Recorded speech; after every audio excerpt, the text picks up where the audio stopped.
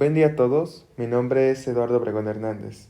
Soy estudiante de la Universidad Politécnica de Pachuca. Curso la licenciatura en Terapia Física, el primer cuatrimestre en el grupo 3. Este podcast tratará sobre la implementación de la física aplicada en la terapia en el ámbito profesional como fisioterapeuta. Primero, definamos qué es la terapia física. La terapia física es una ciencia que se encarga de prevenir, tratar y rehabilitar afecciones en el cuerpo humano. Todo esto con la finalidad de regresar la funcionalidad y el movimiento a una persona, para que ésta sea buena para la vida y buena para la funcionalidad. Es decir, que pueda realizar sus actividades de la vida cotidiana de la manera más autónoma posible dentro de sus capacidades. Mientras que la física es el estudio de todos los cambios que ocurren en la naturaleza. Relacionando estos dos conceptos, podríamos definir que la física en la terapia nos ayudará a comprender los cambios que ocurren en el cuerpo humano tras la implementación de alguna fuerza o de algún estímulo. La física en el ámbito terapéutico tiene distintas facetas. Algunas de ellas podría ser la física de la fisiología, que esta como fisioterapeutas nos va a ayudar a entender el funcionamiento del cuerpo humano, que esto es fundamental al momento de realizar alguna valoración. ¿Por qué? Porque al conocer el funcionamiento normal o anatómico del cuerpo humano podremos detectar alguna variante o alguna patología que perjudique este movimiento funcional. La física aplicada, esta nos ayuda al desarrollo de instrumentos y aparatos médicos. Entre estos aparatos podemos apoyarnos de algunos que nos ayudarán a medir la temperatura del paciente, que nos ayudarán también a tener una mejor perspectiva o implementación de agentes físicos al momento de alguna rehabilitación, como lo puede ser la electroterapia, el ultrasonido, el láser. Y todo esto como fisioterapeutas nos facilita un poco el trabajo para que sea más rápido el tratamiento, pero sin dejar a un lado que sea eficaz. La física mecánica nos va a ayudar a entender el movimiento y las fuerzas que lo producen. Eh, Esto como fisioterapeutas nos va a ayudar a entender, eh, relacionando las otras áreas de la física que ya mencionamos, entender los parámetros normales, las condiciones que nuestro paciente debería cumplir a la edad que tiene o las patologías que con las que este mismo cuenta. Dentro de la mecánica podemos mencionar la cinética y la cinemática. ¿Estos cómo nos van a ayudar? Nos van a ayudar analizando el movimiento, la cinética bajo la influencia de fuerzas y la cinemática sin considerar estas que lo originan. En el ámbito terapéutico esto nos va a ayudar a hacer una valoración sobre las fuerzas que están aplicadas en el movimiento. ¿Cómo puede ser esto? Pues con ayuda de la biomecánica, que esto nos va a ayudar a entender el movimiento, la resistencia y los mecanismos del cuerpo humano. ¿Por medio de qué? Por medio de fuerza, de velocidad, aceleración, potencia. ¿Cómo nos va a ayudar esto? Pues conocer estos conceptos nos pueden ayudar a determinar la gravedad de alguna afección o de alguna lesión. ¿Cómo? Pues con el rango de movimiento, el peso que esto puede soportar, si hay alguna molestia en algún segmento al implementar alguna fuerza. Esto nos va a ayudar a determinar las patologías o las lesiones que estén dañando el cuerpo humano. Por ejemplo, la ortocinemática nos va a ayudar a entender o analizar el movimiento de las articulaciones, mientras que la osteocinemática nos va a ayudar a entender el movimiento de los huesos. Conocer estos parámetros, como ya lo hemos mencionado, nos ayuda a entender qué es lo que está dentro del rango de la normalidad y lo que ya sobrepasa esta barrera, que al sobrepasar esta barrera está afectando nuestra funcionalidad. Es decir, que no estamos siendo lo completamente buenos para la vida, para poder hacer nuestras actividades de la vida cotidiana de manera normal o eficiente. El movimiento tiene distintas características o influencias que pueden alterar este estado. Por decir, puede que estemos en un estado de reposo, en movimiento constante, y que alguna fuerza externa altere este movimiento constante y pueda causar alguna afección por la pérdida de este estado en el que nos encontramos. También tenemos dentro del movimiento que hay fuerzas que tienden a tener una reacción, es decir, la acción-reacción, que nosotros al realizar un movimiento vamos a tener, o al realizar alguna fuerza hacia algún objeto o hacia X cosa, nos van a ayudar nos van a dar como resultado una reacción, ya sea positiva o en contra de lo que nosotros estamos realizando. Podría ser, no sé, patear un balón contra una pared. Esta acción va a tener la reacción de que la pelota va a rebotar y puede golpearnos. La biomecánica tiene distintos principios que nos ayudan a comprender mejor este aspecto. Y como fisioterapeutas es necesario entenderlos. ¿Por qué? Porque al entender los principios biomecánicos podremos asimilar o analizar de manera correcta lo que está pasando a nuestro paciente. Uno de los principios podría ser el principio de economía de esfuerzo, que esto nos habla que una buena posición en el cuerpo no va a cansarnos. Una buena posición no va a generar este desgaste de energía que va a generar el cansancio en el cuerpo. También tenemos el principio que dice que un segmento compensa a un vecino. Este es muy importante. ¿Por qué? Porque cuando un segmento es afectado, la función que éste tiene en el cuerpo tiende a afectarse también. Y al perder esta parte funcional de este segmento, los segmentos vecinos o la parte alrededor del segmento afectado intentan compensar esa funcionalidad que se está perdiendo, afectando en cadena las demás partes del cuerpo. Es decir, que afectar un segmento tiende a afectar a los demás segmentos. Por decir un ejemplo, algún problema de lateralización de la columna podría generarnos que los hombros no estén a una altura correcta. ¿Y qué nos va a generar esto? Pues dolores de espalda, tensión en músculos, ligamentos. Es decir, que alguna afección en el cuerpo va a generar alguna otra que va a intentar compensar esta función. También tenemos un principio que nos habla de los movimientos integrados. ¿Esto cómo nos serviría como fisioterapeuta? Pues porque al realizar algún movimiento, para realizar un movimiento más bien, existen distintos movimientos dentro de este movimiento. Por decir, para realizar la marcha no solamente se mueve un músculo, por así decirlo, no, se mueven los músculos que rodean al fémur, los que rodean a la tibia, al peroné. Todos estos músculos trabajan en conjunto para poder realizar este movimiento. El estado de tensión previa, que es la fuerza necesaria preparada para realizar cualquier movimiento. Es decir, que nuestro cuerpo siempre está al tanto o vivo para poder realizar algún movimiento. Englosando estos principios biomecánicos, también podría decirse que el cuerpo siempre está alerta ante posibles movimientos o contracciones musculares que van a generar alguna acción. El equilibrio también es un principio importante en el cuerpo porque recordemos que el cuerpo humano tiende a la distribución igualitaria del peso en el cuerpo. Es decir, que el equilibrio nos ayuda a que nuestro cuerpo esté pues, en equilibrio, que nuestros segmentos tengan pesos proporcionales para evitar alguna afección, como podría ser, retomándole el otro principio de un segmento compensa a un vecino, que nuestros segmentos tengan el mismo peso para evitar alguna lesión en el cuerpo. Eh, bueno, dentro del ámbito terapéutico, estos aspectos considero que son muy importantes. ¿Por qué?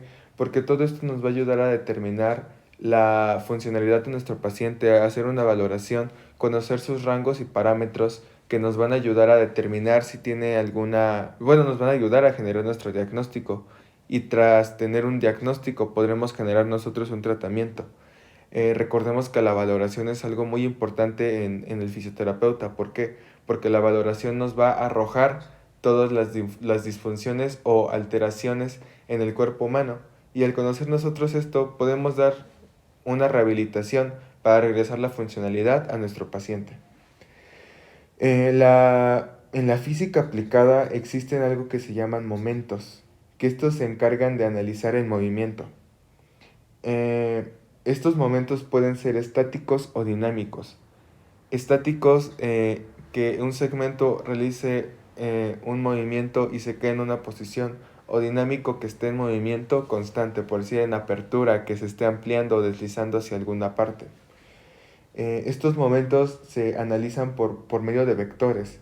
¿Qué es un vector? Pues un vector es un segmento de un punto A a un punto B. Y este vector en el cuerpo humano específicamente cuenta con un módulo. Un módulo es el tamaño o la longitud del segmento. Eh, la dirección, que es la amplitud o el deslizamiento hacia donde está haciendo este. El sentido, que es si es en contra o a favor de las manecillas del reloj. El origen y el extremo o fin. Estos vectores ¿cómo nos ayudan como fisioterapeutas? Pues englosando estos 5 conceptos de módulo, dirección, sentido, origen y extremo, nos ayudan a calcular la fuerza que se ocupa para realizar un movimiento. Por decir, el módulo podría ser el tamaño de nuestro húmero, o el tamaño de nuestro radio, mientras que la dirección sería, por decir, al realizar una elevación, el grado de una elevación de nuestro brazo, el grado de amplitud de este para poder realizar este movimiento. ¿Esto cómo nos ayuda como fisioterapeutas? Pues para determinar si el paciente tiene un rango adecuado de amplitud, para ver qué tanta fuerza necesita para realizar este movimiento. Al nuestro paciente no tener un grado de amplitud correcto, ya sea para alguna patología que tenga o para bueno, para su edad, nosotros lo que queremos lograr siempre es que esté dentro de los parámetros normales, pero recordemos que cada paciente tiene características diferentes. Es decir, que cada paciente, bueno, ningún paciente va a tener las mismas características que otro, ningún paciente va a tener el mismo tratamiento que otro. ¿Por qué? Porque las condiciones físicas no son las mismas, el cuerpo no es el mismo y pues el paciente tampoco evoluciona de la misma manera. Al conocer nosotros estas variantes, vamos a poder hacer algo que sea favorable para nuestro paciente. Los momentos también pueden analizarse, bueno, se analizan por medio de la fuerza, que la fuerza tiene 4 propiedades esenciales. La primera propiedad nos habla sobre que la fuerza pasa de un objeto a otro. Eh, Esto puede implementarse en el ámbito terapéutico como el traspaso de un estímulo por medio de nuestros agentes, del agente, que sería el transmisor, y el receptor, que sería la piel o el cuerpo o la zona afectada. Mientras que la propiedad 2 nos habla del módulo y dirección en el que éste actúa. O sea, la fuerza puede actuar en una sola, tiende a actuar en una sola dirección para un objetivo. ¿Cómo puede ser esto? Pues al realizar algún movimiento, a cargar alguna mancuerna, la fuerza actúa en un movimiento, en una sola dirección para realizar ese objetivo. La tercera propiedad nos habla de la tercera ley de Newton, como que ya habíamos mencionado anteriormente, que es la de acción-reacción. Toda acción que realicemos va a tener una reacción contraria o a favor de nosotros. Como el ejemplo que había dado, que al realizar un golpe a una pelota, la pelota puede golpearnos, y en este caso sería un movimiento en contra de nosotros. Y la propiedad 4 de la fuerza, que nos habla sobre la suma de las fuerzas aplicadas en un mismo objeto. Esta se puede relacionar mucho con la segunda propiedad. ¿Por qué? Porque a la fuerza, al aplicarse en un mismo objeto, nos va a dar como resultado un mismo fin. Retomando el ejemplo que estábamos dando de levantar una mancuerna, distintas fuerzas actúan para que este movimiento sea ejecutado.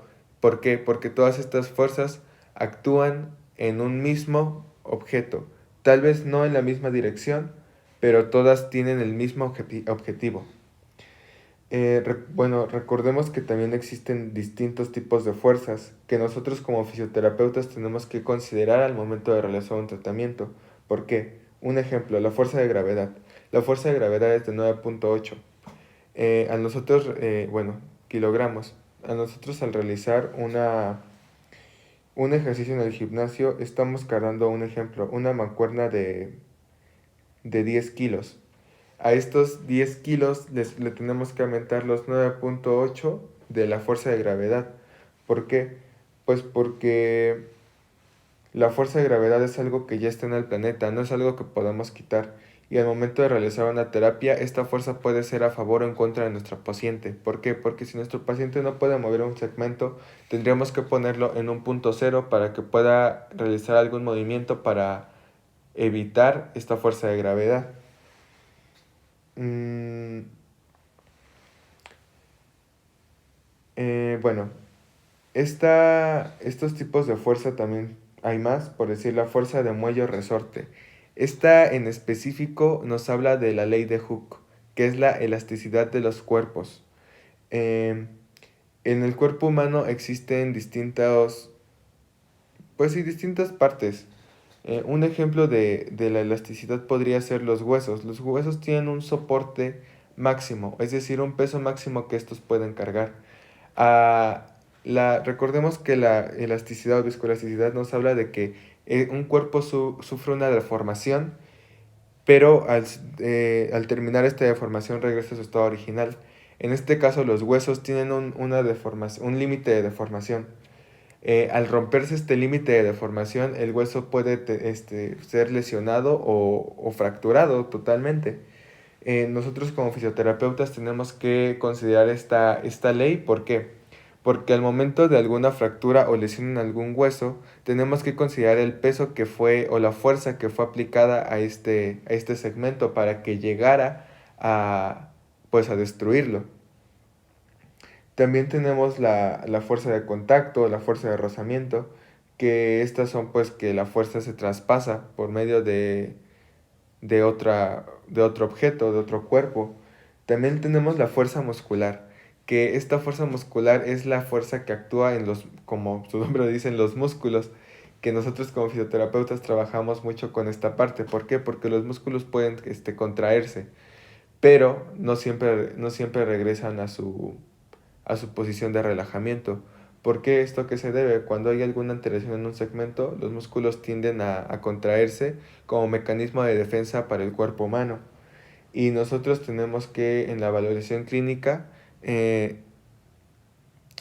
podría decirse palpar o reconocer los segmentos afectados por los músculos contraídos, porque normalmente los músculos contraídos tienden a afectar más segmentos. Por ejemplo, al tener un traumatismo directo en la columna, los músculos como mecanismo de defensa comienzan a jalar las vértebras. ¿Y esto qué hace? Pues genera dolor, genera incomodidad para nuestro paciente. También tenemos la fuerza de compresión, que es las fuerzas que actúan en un objeto para reducir su volumen. Eh, la fuerza tiende a medirse por medio de un módulo, que este puede ser constante o variable en relación al tiempo, y también a la aplicación, que puede ser concentrada o distribuida.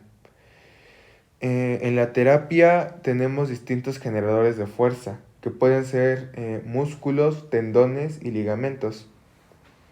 Los músculos pueden ser de dos tipos, tipo 1 y tipo 2. Los músculos tipo 1 nos van a proporcionar la fuerza y los tipo 2 la velocidad. Eh, Mientras que los tendones van desde la parte más externa a la más interna, que es epitendón, paratendón y endotendón. Y los ligamentos tienden a tener un origen de inserción que normalmente son en los huesos, se adhieren a los huesos y de ahí nacen, por así decirlo.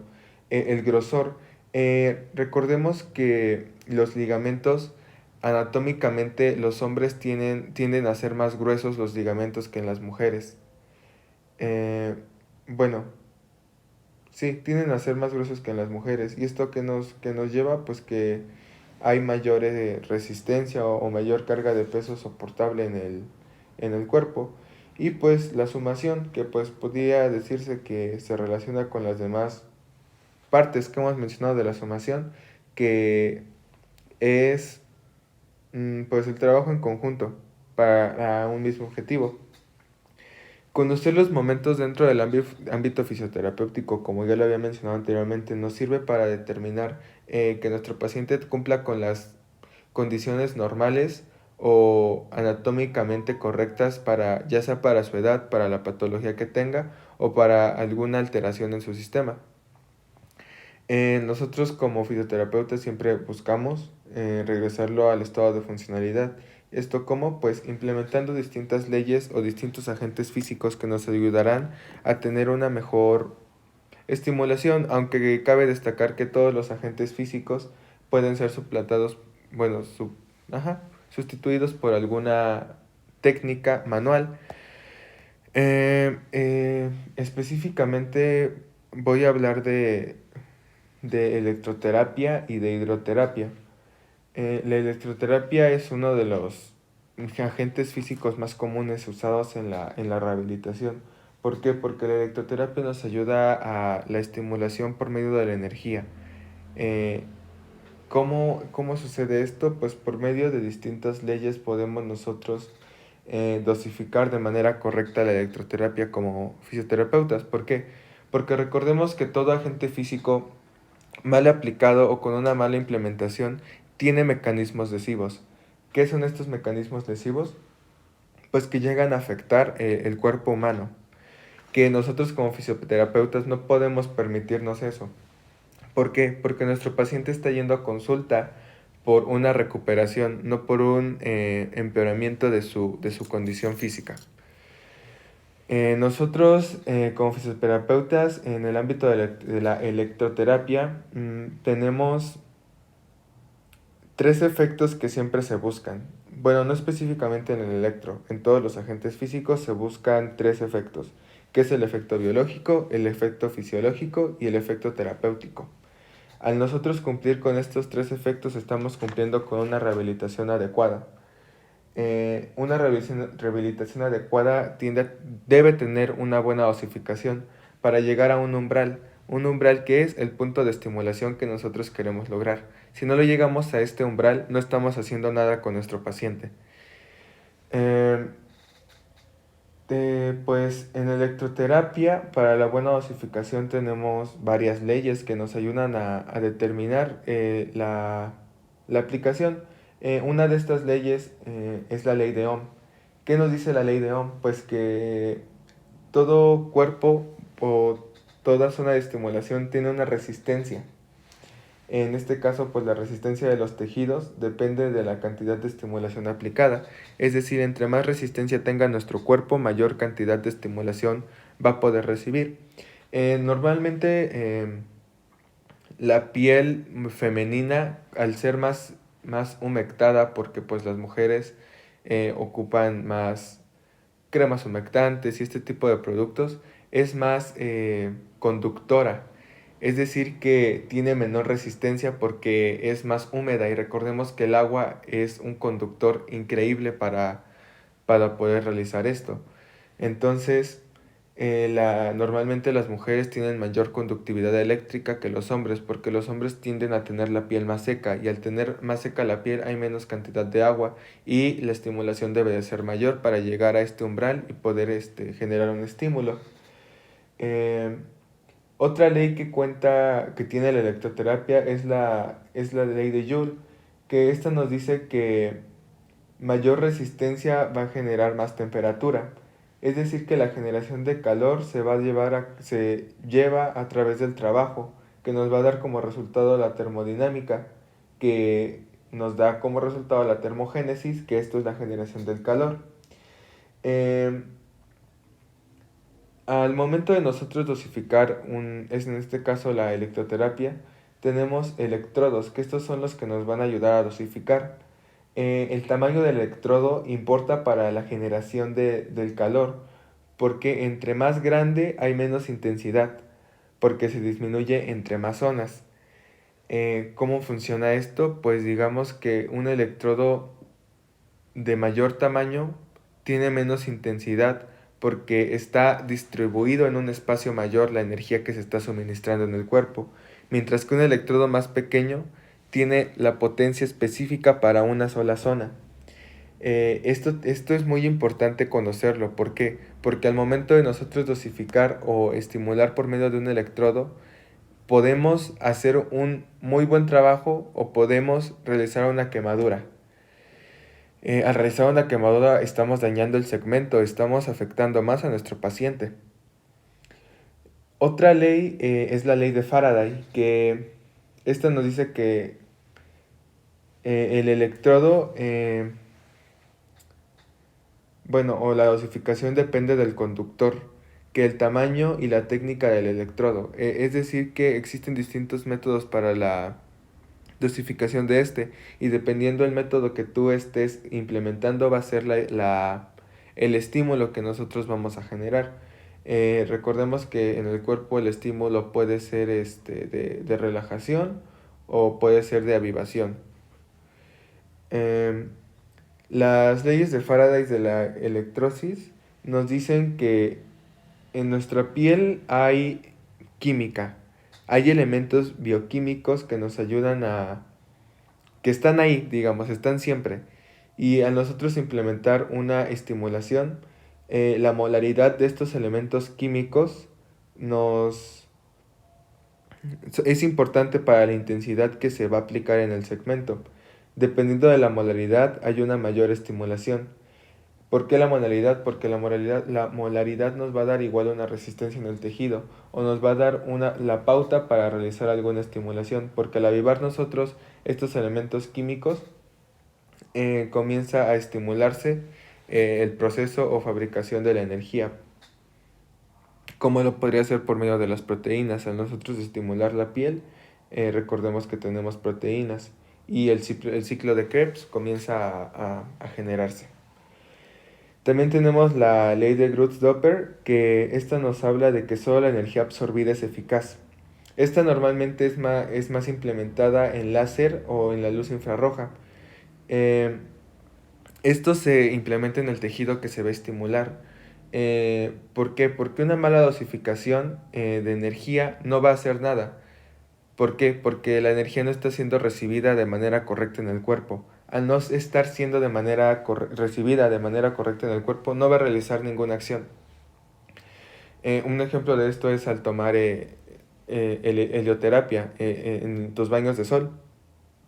Mm, si, si no tenemos un efecto o una buena implementación de la helioterapia, nuestra piel tiende a quemarse, entonces no estamos siendo eficaces, es decir, la energía no está siendo absorbida y al contrario nos está generando algún daño en la piel.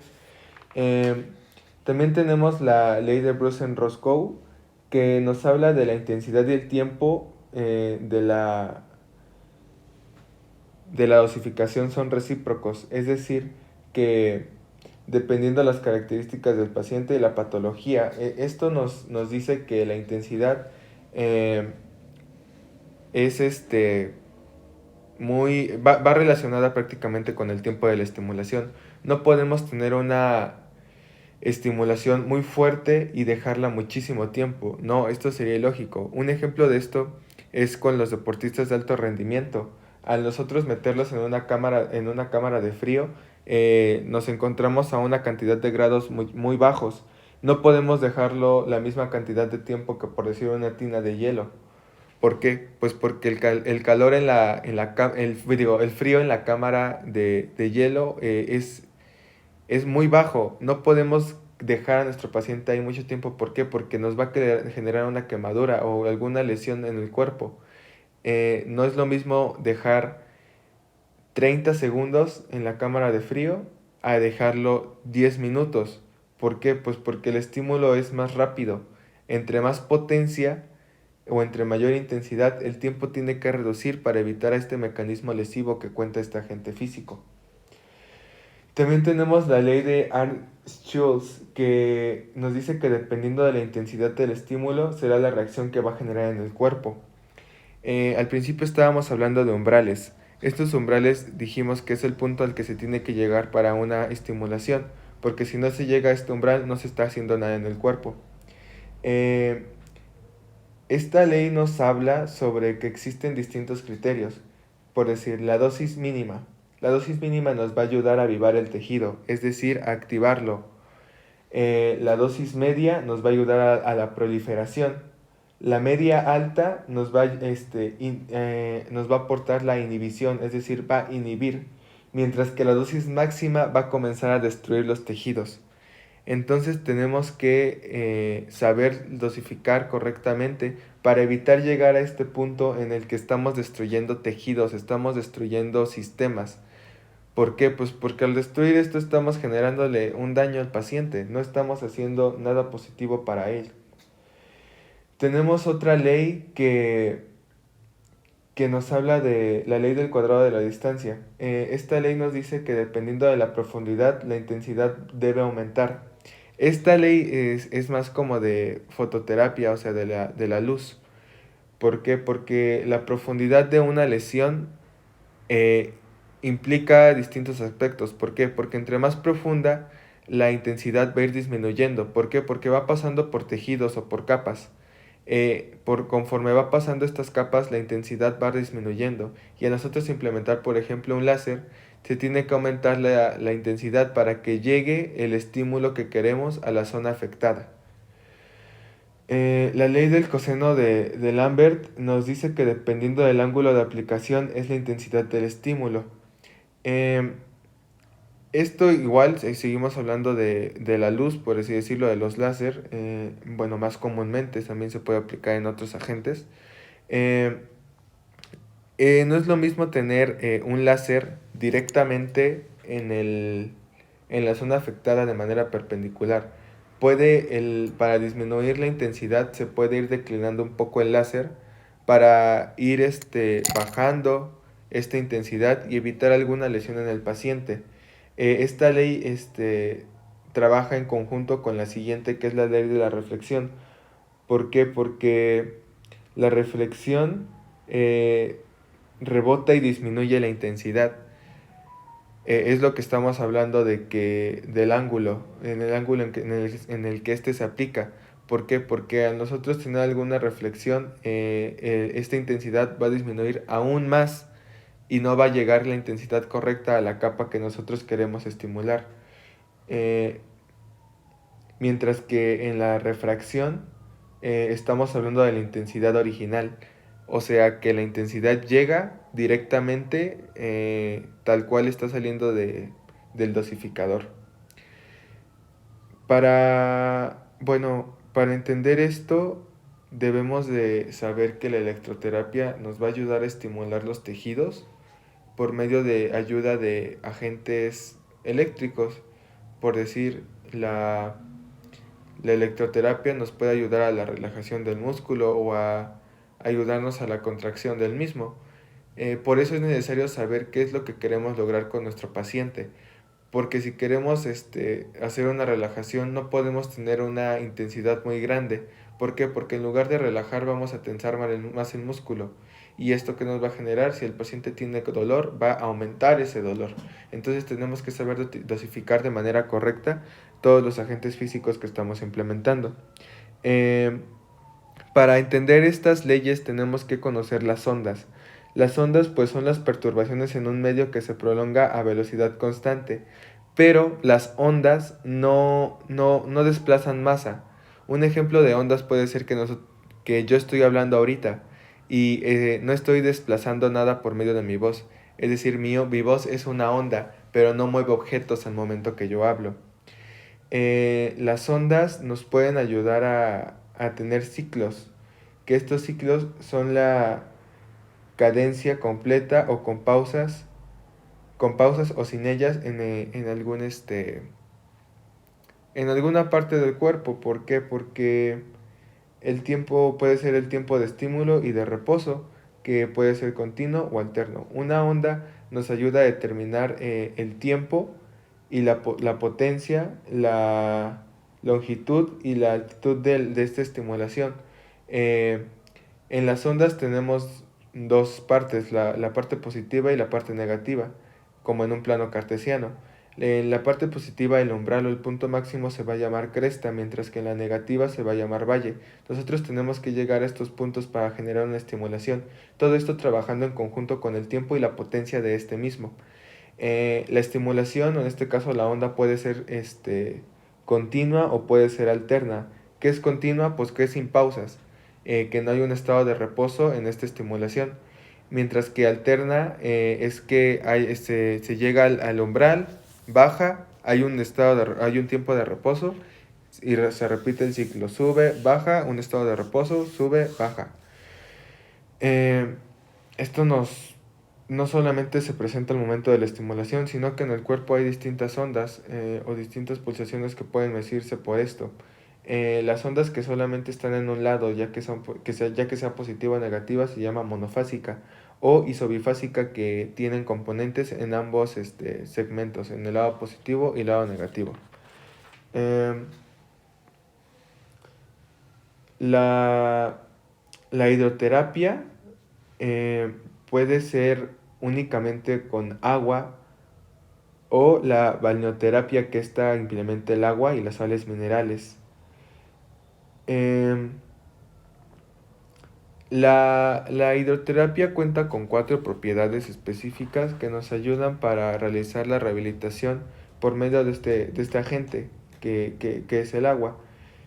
Las propiedades son el calor específico y conductividad térmica, la flotabilidad, la resistencia y la presión hidrostática. Estas leyes yo las resumiría de la siguiente manera. La flotabilidad nos ayuda pues a que el cuerpo humano, normalmente en estado de relajación, tiende a ser más ligero, y al ser más ligero es más propenso o más fácil que éste pueda flotar en el agua.